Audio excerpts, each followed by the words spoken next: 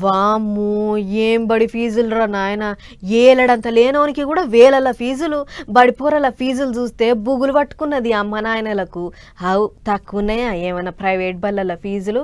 LKG పోరనికి 50,000 fee మరి. అగో గంతగానం ఫీజులు కట్టలేకనే ఇగో గీ నిర్ణయం చేసిర్రు ఒక ఊరి పబ్లిక్. బడిగంట మోగేతందుకు ఇంకో వారం టైం ఉండగానే బలహీకరణ చేసిరు ములుగు జిల్లా ఏటూరు నాగారం మండలం చిన్నబోయినపల్లి అనేటి ఊరోళ్ళు. మన డిఎండి యూపీఎస్ ప్రభుత్వ పాఠశాలలో ఉచిత వసతులు అందుబాటులో ఉన్నందున గ్రామ సభ కింది నిర్ణయాలను ఏకగ్రీవంగా తీర్మానించింది.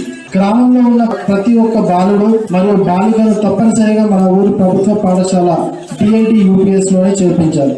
ప్రైవేట్ విద్యా సంస్థలను, దానికి సంబంధించిన బస్సులను, ఆటోలను మరియు వ్యాన్లను మన గ్రామ పంచాయతీ పరిధిలోకి రాకుండా గ్రామస్తులందరం స్వచ్ఛందంగా ఏకగ్రీవంగా బహిష్కరణ ప్రకటిస్తున్నాము.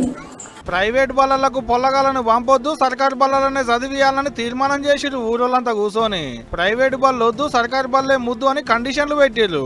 సర్కారు బళ్ళనే చదివియాలి, ప్రైవేట్ బళ్ళకు దోలొద్దు, ప్రైవేట్ బళ్ళ బస్సులు ఆటోలు ఊళ్ళకు రావద్దు, వస్తే అడ్డం తిరగాలని తీర్మానం చేసిర్రు అన్నట్టు. అంతేకాదు కాదని ఎవరన్నా పోరల్ని ప్రైవేట్ బళ్ళకు పంపిస్తే దండగా పోడైతే పక్కనట. కాదా మరి ఏలేడంతా లేనోని కూడా వేలకు ఫీజులు. అదిగాక కొత్త డ్రెస్, కొత్త బ్యాగు, కొత్త చెప్పులు, కొత్త బూట్లు, కొత్త సాక్సులు, కొత్త బెల్ట్, కొత్త టై, కొత్త ఒయ్యిలు, కొత్త కంపాక్స్, కొత్త టిఫిన్ బాక్స్ అన్ని కొత్తయే కొనాలనాయే. అట్టని బయట కొనుక్కుంటామంటే కుదరదుల్లో. వాళ్ళ బయలునే కొనాలి, వాళ్ళు చెప్పిన ధరే కట్టియాలి పక్క. ఇక అసలు కదంతా రానుపోని ఛార్జీల కాడ. ప్రైవేట్ ఆటోలలో పంపిస్తామంటే ఊకునేది లేదు, అమ్మ నాయనలు వచ్చి దించిపోతామంటే పర్మిషన్ లేదు.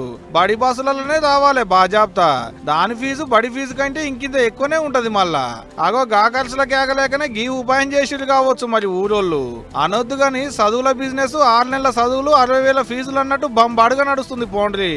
ఏమో చూడాలే. తీర్మానం అయితే గట్టిగానే ఉన్నది కానీ ఈ తీర్మానం మీద కట్టుబడి ఉండేటోళ్ళు ఎంతమంది, పోరలను సర్కారు బళ్ళకే తోలిచ్చేటోళ్ళు ఎంతమంది అనేటిదిగా రేపు చలో మరి పటాస్ న్యూస్ ముచ్చట్లు ఇంకో ఎపిసోడ్లో మళ్ళీ కలుసుకుందాం. నమస్తే.